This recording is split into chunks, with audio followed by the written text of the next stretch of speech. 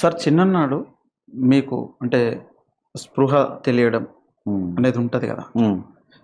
మీకు in the beginning మీ లైఫ్లో ఏ విషయం మీకు మొట్టమొదటి గుర్తున్న అంశం? నాకు గుర్తున్న అంశం అంటే చెబితే నమ్మరు, కొంతమంది మూర్ఖులు ఉంటారు కదా, వాళ్ళు ఏంటంటే వాడు మేధకుడు గనక అందరూ మేధకులే అనుకుంటాడు. మేధకుడు అనే మాట మేధావి అనే మాటకు వ్యతిరేక విపరీతార్థం, అది ఎక్స్ట్రీమ్ ఆపోజిట్. మేధకుడు అంటే అసలు బుర్ర లేనోడు, ఆలోచన లేనోడు, అజ్ఞాని, మూఢుడు, తర్కము లేనోడు, వెర్రిబాగులోడని మేధకుడు అంటే అర్థం. మేధకుడు మేధావిని కూడా మేధకుడే అనుకుంటాడు. నేను చెప్పే విషయాలు చాలామందికి నమ్మకం ఉండదు. ఎందుకంటే ఆడు చవట కాబట్టి నన్ను కూడా చవట అనుకుంటాడు. నేను 6 సంవత్సరాల ప్రాయంలో రామాయణం చదివానంటే ఎవరికి ఉండవు విధవ. వాడికి ఏం తెలుసు? 6 ఏళ్ల ప్రాయంలో వాడికి ఏమీ తెలియదు, ఎడ్డి ముఖం. మరి నేను అప్పుడే ఆధ్యాత్మిక పరిశోధకుణ్ణి. 6 ఏళ్ళప్పుడు రామాయణం చదివాను, మహాభారతం, భగవద్గీత. 7 ఏండ్లు నాకు రాకముందే, అంటే 7వ జన్మదినం రాకముందే I finished all these Hindu mythological books. కొంతమంది చిన్నపిల్లలు కూడా ఇప్పటికీ భగవద్గీత, ఖురాను కంఠోపాఠంగా చిన్నతనంలో చెప్తారు కదా. అంటే కొందరు స్పెషల్ పీపుల్, బాల మేధావులు ఉంటారు. నాకన్నా ఇంకా చిన్న వయసులో కూడా చదివిన మహా బాల మేధావులు ఉన్నారు, ఎందుకు లేరు? అయితే ఈ విధవలు ఏంటంటే నేను ఏదన్నా చెప్తే నవ్వుతారు. తెలియదు, వాడు ఈడియట్ కాబట్టి అందరు ఈడియట్స్ అని వాడు అనుకుంటాడు. ఇప్పుడు నేను ఎప్పుడు నాకు జ్ఞాపకం ఉన్న అతి ఎర్లియస్ట్ మెమరీ ఏంటంటే, వరంగల్ మిల్ కాలనీలో అటు ఆజంజాహీ మిల్స్ స్కూల్ ఉండేది, ఇటు నడిచే దారి తర్వాత ఇటు టీకే థామస్ గారి ఇల్లు ఉండేది. వాళ్ళ గేటుకు మా గేటుకు మళ్ళీ మధ్యలో ఇటు నడిచే దారి, అటు వెళ్ళే దారి ఏమో క్రిస్టియన్ కాలనీకి వెళ్ళిపోతే ఇటు ఈ దారి. వాళ్ళ గేటు మా గేటు ఎదురెదురు గేట్స్, కొంచెం ఇట్లా డయాగనల్గా ఇట్లా డైరెక్ట్ ఎదురుండేది జేమ్స్ గారని ఇంకొక అంకుల్ వాళ్ళ ఇల్లు. ఇటు మా ఇంటికి ప్రక్కన జమునా దాస్ గారని మార్వాడి ఒక కాంట్రాక్టర్. ఇటు మా ఇల్లు ఇలాగ ఉన్న తర్వాత ఇటు పక్కన చారీ సాబ్ అని ఆయన ఇంకో కాంట్రాక్టర్, తెలుగువారే, ఆంధ్ర మన తెలంగాణ ఏరియా మనిషి. వీళ్ళిద్దరు కాంట్రాక్టర్స్ అనమాట. అయితే మా ఇంటి ముందు టీకే థామస్ పాస్టర్ గారు, ఐపీసీ పాస్టర్ గారి యొక్క ఇల్లు. అయితే నేను రోడ్డు దాటి థామస్ గారి ఇంట్లోకి వెళితే ఆయన షార్ట్ హైట్, బొజ్జ అది ఉంటుంది, మలయాళీ పాస్టర్ గారు. ఆయన వైఫ్ పాస్టమ్మ గారే నేను పుట్టినప్పుడు మా ఇంట్లోనే మా అమ్మకు కాన్పు చేసింది. ఆమె నర్స్ కూడా, నర్సింగ్ కూడా చేశారు, ఆమెకు అనుభవం ఉంది. ఆమె కాన్పు చేశారు. ఆమె కాన్పు చేస్తే నేను పుట్టాను. వాళ్ళ ఇంటికి వెళ్ళేవాడిని. వెళితే ఆయన అడ్డపంచ కట్టుకొని వెళ్ళకిలా పడుకొని ఉండేవారు అన్నమాట. నేను చిన్నగా మంచం మీదకి ఎక్కి ఆయన మీద బొజ్జ మీద బోర్లా పడుకొని ఆయన ఛాతి మీద ఉండే వెంట్రుకలు ఇట్లా ఇట్లా లాగేవాడిని. అప్పుడు ఎంత ఏజ్ ఉంటుండే సార్ మీకు? అంటే మీరు వినేవాళ్ళు ఊహించుకోవాలి, ఒక 5 ఏళ్ల పిల్లోడు అట్లా చేస్తాడా? లేదు, అట్లా చేయాలనిపించదు. 5 ఏళ్ల పిల్లల్ని ఎవడో మీద పెట్టుకొని మోస్తాడు. అది అంటే ఒక 2 సంవత్సరాల ప్రాయం అది అదన్నమాట. ఓకే, 2 సంవత్సరాలు అటు ఇటుగా అప్పుడే నడక పోయి పరుగు కొంచెం పర్ఫెక్ట్గా వచ్చింది, మాటలు వస్తున్నాయి.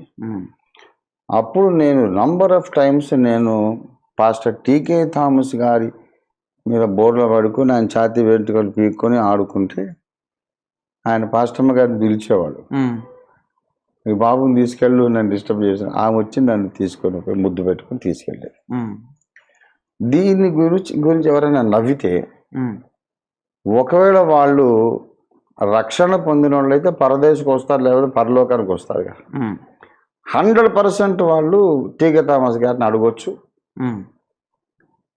ఇది నేను చెప్పింది 100% సత్యం అని నిరూపణ అవుతుంది. ఇప్పుడు నవ్వి నిత్యత్వంలో ఎదవాళ్ళు కావద్దు అని చెప్తున్నా.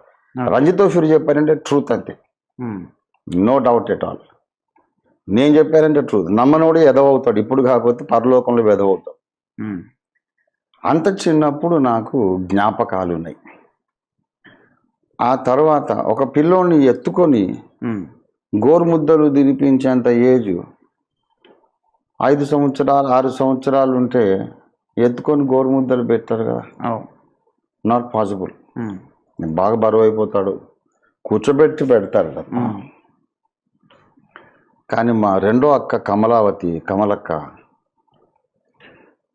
నన్ను చంకకెత్తుకొని నాకు గోరుముద్దలు తినిపిస్తూ విడిచిన బట్టలు, మురికి బట్టలు వేసి ఒకటి చెక్కతో చేసినటువంటి లాకర్ అనేవాళ్ళం దాన్ని అక్కడ ఒక ఇంట్లో, మా ఇంట్లో వెనక గదిలో ఉన్నది. అది అక్కడ నాకు అన్నం పెడుతూనే నేను ముద్ద నమిలే లోపల అత్యవసరంగా ఏదో ఒకటి బట్ట దొరకటం లేదు అనేది ఆ ఇల్లంతా వెతికి ఆ లాకర్ మూత తీసి వంగి చూసింది, ఇట్లా దాంట్లో వెతికింది, దొరకలేదు. సరే అని ఇట్లా మళ్ళీ లేచే లోపల ఇది వెనక్కి తీసి గోడ కానించినటువంటి ఆ దాని కవరు ధన్మని నా తల మీద పడింది, చెక్క. నేను చాలా ఏడ్చాను, బాగా బొప్పి కట్టింది అని. అయితే తమ్ముడికి నా కారణంగా దెబ్బ తగిలింది అని నన్ను తీసుకెళ్ళి మంచం మీద కూర్చోబెట్టి కమలక్క భోరుమని ఏడ్చింది. గంట సేపు కంటే ఎక్కువ ఏడ్చింది, వెక్కి ఏడ్చింది.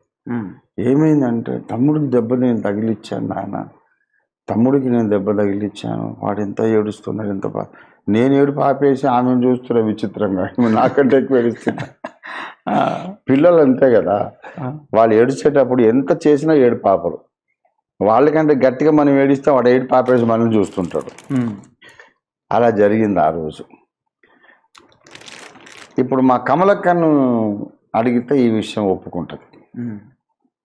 తమ్ముడిని ఒకసారి నేను ఎత్తుకున్నట్టు అంటే, నన్ను మనుషులు ఎత్తుకొని తిరిగే ఏజ్ 2 సంవత్సరాలు. అప్పటి నుండి నాకు జ్ఞాపకాలు ఉన్నాయి. నాకు 3 ఏళ్ల ప్రాయంలో మరి ఒకసారి బాగా జ్వరం వచ్చేసి 105 డిగ్రీల జ్వరము. అమ్మ నన్ను ఒక ముందు వాకిట్లో, మాకు 2 ఇళ్ళు అని చెప్పే కదా, అటు ఇటు వెనక, అటు ఫ్రంట్, అటు ఒక గేట్ ఇటు ఒక గేట్ ఉంటుంది, 2 ఇళ్ళు. ఈ ఫ్రంట్ వైపు థామస్ గారి ఇంటి వైపు ఉన్న వరండాలో అమ్మ నన్ను ఒళ్ళో పడుకోబెట్టుకొని స్పాంజ్ చల్ల నీళ్ళతో అంతా తుడిచి బాగా హై టెంపరేచర్ పడుకోబెట్టిపోయింది. పడుకోనైనా నేను లోపలికి వెళ్ళి వంట చేసి వస్తాను, లోపలికి వెళ్ళింది. మా ఇంట్లో అప్పుడు మేము కుందేళ్ళు కూడా పెంచేది, నాకు ఇష్టం కుందేళ్ళు అప్పటి నుంచి ఇప్పటిదాకా. ఎవరైనా చిన్న పిల్లల్ని ముద్దుగా పిలుచుకోవాలంటే ఒరే కుందేలు ఇట్లా అని పిలుస్తాయి, ఇప్పటికి చాలా ముద్దుగా ఉంటాయి. నా దగ్గరకు వచ్చింది కుందేలు. నిజం అనుకుంటున్నా, ఇది కల కాదు, నిజం. పట్టపగలు 3 గంటలు ఇట్లా 4 కాళ్ళ మీద వచ్చిన కుందేలు ఇట్లా నిలబడింది, 2 కాళ్ళ మీద నిలబడి, ఈ ముందు కాళ్ళు ఇలా చేతుల్లాగా ఇలాగ ఉండిపోయింది. ఉన్నట్టుండి అది కొంచెం సైజు పెరిగింది, తల పెద్దగా మారింది. మానవ భాషలో మాట్లాడడం మొదలుపెట్టింది. ఏమనుకుంటున్నావురా నువ్వు, నాకు ఎదురొస్తావా అని చెడ్డ మాటలు, బండబూతులు. మరి అప్పుడు చిన్నప్పుడు అవి చెడ్డ మాటలని తెలుస్తున్నాయి, తిట్లని అర్థం ఏం తెలియదు కదా. మరి అప్పుడు భయపడిపోయాను. ఆ కళ్ళు క్రోధంగా ఉండి నన్ను చెడ్డ మాట, నిన్ను చంపి పారేస్తాను, నిన్ను అసలు బ్రతకనియను, ఏమనుకుంటున్నావురా నువ్వు, నాకే ఎదురొస్తావా అని చాలాసేపు తిట్టి మళ్ళీ వెనక్కి తిరిగి 2 కాళ్ళ మీద నడుచుకుంటూ పోయి అంత దూరం వెళ్ళినాక మళ్ళీ 4 కాళ్ళ మీద వెళ్ళి మేము పెంచుకున్న కుందేళ్ల కేజీలోకి పోలేదు. ఆ గేట్ మీదకి పోయి రోడ్డు మీదకి పోయి వెళ్ళిపోయింది. ఓకే. అయితే అమ్మ అని గట్టిగా అరిసా. అమ్మ పరిగెత్తుకుంటూ వచ్చింది. ఏమైందిరా ఏమైందంటే కుందేలు వచ్చిందమ్మ నన్ను తిట్టిందని చెప్పా. అమ్మ నేను దగ్గర తీసుకొని నుదుటి మీద ముద్దు పెట్టుకుంది. I can still feel her kiss on my four head. అంత జ్ఞాపకం నాకు. ముద్దు పెట్టుకొని తన మెత్తటి చీర కొంగుతో ఇలా తుడిచి సైతాన్ వచ్చాడు రా నీ దగ్గరికి. గుర్తుపట్టేసింది. సైతాన్ వచ్చాడు, ఎందుకంటే నువ్వంటే వాడు భయపడుతున్నాడు, అందుకే నిన్ను భయపెడదామని వచ్చాడు. నువ్వు భయపడొద్దు, నిన్ను వాడు ఏమీ చేయలేడు. ఏం చేయలేకని తిట్టేసి వెళ్ళిపోవడం, బెదిరించి వెళ్ళిపోవడం. వాడు నిన్ను చూసి భయపడుతున్నాడు నాన్న, నువ్వు ధైర్యంగా ఉండు. మన ఏసై బిడ్డలో అస్సలు భయపడదు అంటే మంచిదమ్మా నేను భయపడను అని చెప్పాను. ఇది కమలక్క నన్ను ఎత్తుకొని నా నెత్తి మీద అది పడిన తర్వాత కొన్ని నెలల తర్వాత, అంటే అప్పటికి I maybe 3 years old. So అందుకే ఇంత జ్ఞాపకం ఇంత ఆలోచన ఉంటుంది కనుక నేను నాకు 4.5 సంవత్సరాలప్పుడు అమ్మని అడిగా, ఈ భూలోకాన్ని పంచభూతాలను ఆకాశ నక్షత్రాలను దేవుడు చేసి ఉంటే మరి దేవుణ్ణి ఎవరు సృష్టించారు అనే ప్రశ్న అమ్మని అడిగాను నేను 4.5 ఏళ్ళప్పుడు. అమ్మ తప్పు నాయనా ఆ ప్రశ్న అడగొద్దు, తప్పు అది. అదేం ప్రశ్న అంటే నీకు తెలియకపోతే తెలియదని చెప్పమ్మా, ప్రశ్నే తప్పంటావేంటి, అలా అనకూడదు కదా నువ్వు. తెలిస్తే చెప్పు, లేకపోతే నాకు తెలియదు రాను. ప్రశ్నించడం తప్పేలాగా వద్దమ్మా, ప్రశ్నించకపోతే జ్ఞానం ఎలా. అన్ని మాటలు నేను 4.5 ఏళ్ళప్పుడు మాట్లాడాను. చాలామందికి తెలియదు. 5 ఏళ్ళప్పుడు నన్ను ఫస్ట్ క్లాస్లో వేస్తే నేను బడికి వెళ్ళనని ఏడ్చా. ఎందుకంటే ఈ అని రాగం తీసి టీచర్ అమ్మ చెప్తుంది, మేము రాయమంటుంది. నేను రాయలేదు, నాకు తెలిసిన చదివే చెప్తున్నారు, నేను బడికి రానని చెప్పాను. మా నాన్నగారే హెడ్ మాస్టర్, మా అమ్మ కూడా వన్ ఆఫ్ ద టీచర్స్. ఆయన సార్ ఉండి లింగోజీ సార్ అని ఉన్నాడు. ఎవరైనా వరంగల్ పోతే తెలుసుకోవచ్చు, పాత వాళ్ళకి తెలుసు. మరి లింగోజీ సార్ అని, నరసయ్య సార్ అని, వీరయ్య సార్ అని, వరమ్మ టీచర్ అని, షారమ్మ టీచర్ అని, సౌజాతమ్మ గారు కూడా టీచర్. ఆదాం అని ఒక ప్యూన్ ఉండే అటెండర్ ఉండేవాడు. అయితే లింగోజీ సార్ నన్ను తీసుకొని మా నాన్న రూమ్కు తీసుకోవాలి. సార్ మీ అబ్బాయి చదువుకొని అంటున్నాడు అంటే, ఎందుకురా ఏమైంది పిచ్చి పట్టిందో, చదువుకోవింటాడు, కోపడ్డాడు. నాకు తెలిసిన చదివే చెప్తున్నారు, నేను రాను అన్నాను. ఏం తెలుసురా నీకు, ఇప్పుడు ఫస్ట్ డే స్కూల్కి వచ్చాడు, ఏం తెలుసురా నీకు అంటే, నాకు వాళ్ళు చెప్పేది తెలుసు అన్న. అయితే నాన్నగారి హెడ్ మాస్టర్ రూమ్లో కూడా ఒక బ్లాక్ బోర్డు ఉంది. క్లాస్ రూమ్స్లో ఒకదాన్నే కన్వర్ట్ చేశారు అట్లాగా. సో అనుకోకుండా బోర్డు కది ఉందన్నమాట, గోడకి బోర్డు. రాయిరా నీకేమొచ్చా రాయి చూస్తానంటే మొత్తం నేను ఈ అమ్మహ వరకు రాశాను. కాకాకి అది రాయలేదు. ఎందుకు అబద్ధాలు ఎందుకు చెప్పాలి, ఉన్నదని చెప్పాను, అవసరం లేదు. వరకు రాశా, ABCD A to Z రాశా. 1 to 3 మాత్రం 1 to 1000 రాసేసి. అరే ఎప్పుడు నేర్చుకున్నావు రా నువ్వు అంటే, అమ్మ కిచెన్లో రొట్టెలు చేస్తూ ఆ బేలన్ కర్ర అంటాం, దాంతో బేలు చేస్తూ నాకు రాసిచ్చింది, నేను అన్నీ నేర్చుకున్నాను. లింగోజీ సార్ అన్నాడు, నిజంగానే మీ అబ్బాయికి అన్నీ వచ్చు సార్, ఆయనకు టైం వేస్ట్ ఎందుకు, 5 సంవత్సరాలు ఇప్పుడు ఫస్ట్ క్లాస్ వద్దు, సెకండ్ క్లాస్లో వేసేద్దాం అని చెప్పి విన్నాను. నేను అసలు ఫస్ట్ క్లాస్ చదవనే లేదు, 2వ తరగతితోనే నా చదువు మొదలుపెట్టాను. ఓకే. నాకు 4.5 ఏళ్ళు ఉండేటప్పటికే ఆలు అక్షరమాల ఆలు, తర్వాత అది అచ్చులు వరకు, అచ్చులు, తర్వాత 1 to 1000 నాకు వచ్చు. బడికి వెళ్ళక ముందే ఫస్ట్ క్లాస్ చదువు రావచ్చు. ఇక వెళ్ళిన తర్వాత 5 ఏళ్ళకి ఫస్ట్ క్లాసు, 6 ఏళ్ళకి నేను 3వ క్లాస్లో ఉన్నా. మరి అప్పుడు ఇంటికి చందమామ వస్తే అమ్మని అడిగా, ఇది రామాయణం కథ చాలా బాగుంది, గాల్లో ఎగరటము, గుట్టలు మోయడం, చెట్లు పీకి కొట్టుకోవడం, ఇది చాలా బాగుందమ్మా, ఈ స్టోరీ నాకు మొత్తం చదవాలి ఒకటేసారి, మళ్ళీ ఏదో ఇంత బెత్తడి కథేస్తారు, మళ్ళీ 1 మంత్ వరకు ఆగాలి, నాకంత ఓపిక లేదు, మొత్తం ఒకటే రోజు చదువుతాను, ఈ బుక్ ఎక్కడ ఉందంటే, మనం క్రైస్తవులో మన ఇంట్లో ఉండదు, ఆ పుస్తకం హిందువుల పుణ్య గ్రంథం అంతే. మరి ఇంటి పక్క అందరూ వెనక అందరూ హిందూసే కదా, తెచ్చుకొని చదువుతా అంటే, మనకు బైబిల్ ఉన్నట్టు వాళ్ళ ఇంట్లో ఉండదు, బైబిల్ మనం చదవకుండా ఒక రోజు ఉండము, వాళ్ళకు ఉంటాయి పుణ్య గ్రంథాలు కానీ అదే పనిగా మనలాగా ఏం చదవరు. మరి ఎక్కడ ఉంటాయి ఆ గ్రంథాలు అంటే, లైబ్రరీ రా. నెక్స్ట్ మార్నింగ్ అమ్మ నాకు తలస్నానం చేయించమన్నాడు, ఆమెకు ఊహల్లో కూడా తెలియదు నేను ఎటు వెళ్తున్నాను, ఎంత మంచోడు నా కొడుకు బుద్ధిమంతుడు అనుకొని స్నానం చేయించ నేను నీట్గా చిన్న నిక్కర్లు వేసుకునే 6 ఏళ్ళే కదా.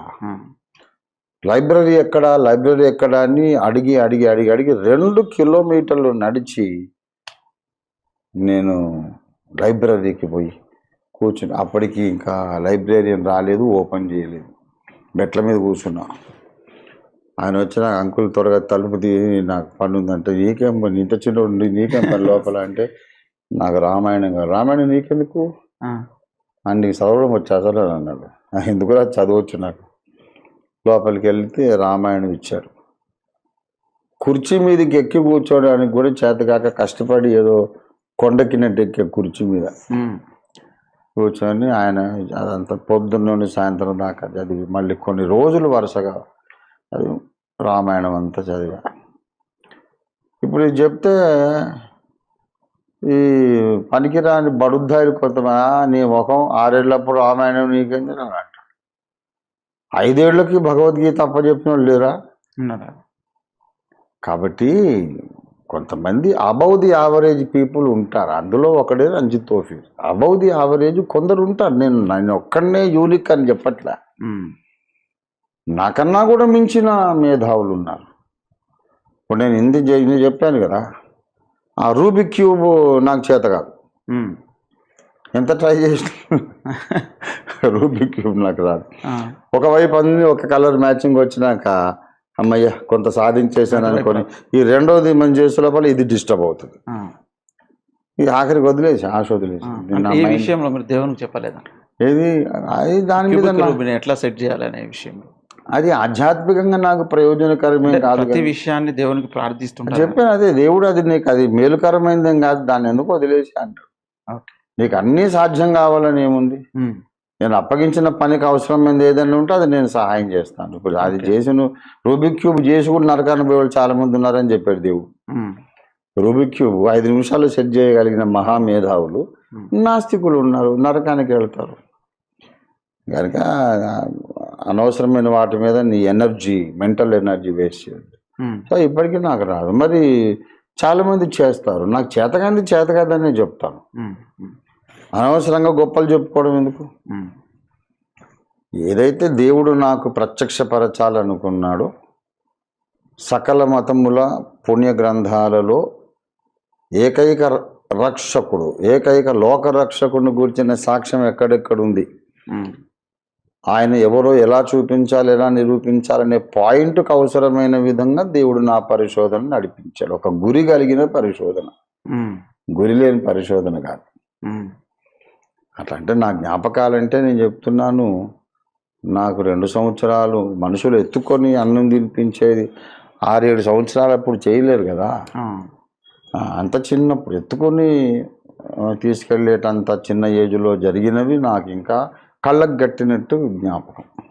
ఓకే, అంటే నేను పెద్ద సూపర్ మ్యాన్ అని కాదు నేను చెప్పేది. దేవుడు నేర్పించిన పాఠాలు గుర్తుపెట్టుకోవడానికి దేవుడు అలాంటి జ్ఞాపక శక్తి నాకు ఇచ్చాడు. మరి అంతా చేసినా సరే మరి లెక్కల్లో ఎప్పుడు నాకు ఎక్కువ మార్కులు వచ్చేవి కాదు, బోటాబోటి అత్తేసారు మార్కులు. ఓకే, అంటే ఏ సబ్జెక్టులో ఎక్కువ వచ్చేటి? ఇంగ్లీషు, తెలుగు, హిందీ, తర్వాత సోషల్ స్టడీస్ చాలా ఇష్టం, ఎందుకంటే చరిత్ర విభాగం ఉంటుంది, అది చాలా ఇష్టం. అన్నిట్లలో నాకు ఫస్ట్ క్లాస్ మార్కులే. నన్ను మా సారు లెక్కలు రావు అనేవాడు. సుబ్బారావు వెంకట్రావు లాగా లెక్కలు రావు, ఇప్పుడు ఎంత చెప్పినా లెక్కలు రావు, కానీ పాస్ అయ్యేవాడు. ఓకే. బొటాబొటి. మరి మా అమ్మ మ్యాథమెటిక్ జీనియస్, ఆమె మ్యాథమెటిక్ జీనియస్. మరి నేను నాకు నా బలహీనత ఏదంటే చెప్పుకుంటున్నాను. నేను నన్ను మించిన మునగాడు లేడని కాదు కదా చెప్పేది.